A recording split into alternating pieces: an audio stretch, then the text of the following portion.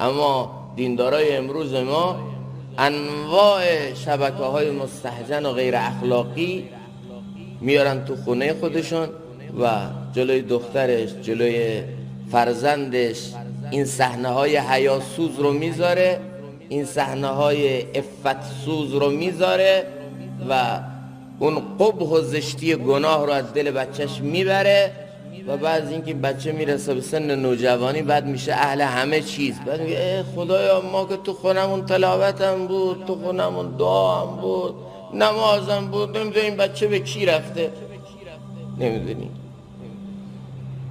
آه این کارایی که تو میکردی یزید شرمش میامد تو قصرش جلوی زن و بچهش بیاد اینطور چیزایی رو به نمایش بذاره. چه کردی؟ خودت کردی که بیرون از این خونه هم میرفتی لاف و گزاف ادعاهای کلان کلان از دینداری میکردی که همه این جامعه اسم میکردن که آقا اگر دین یه خیرخواهی داره، دین یه غمخواری داره، همینه فقط. اما تا این در میاد آخر کی هستی تو؟ عارفان جام، رسانه فرهنگی مذهبی دارالحفظ خواجه عزیزالله تربت جام.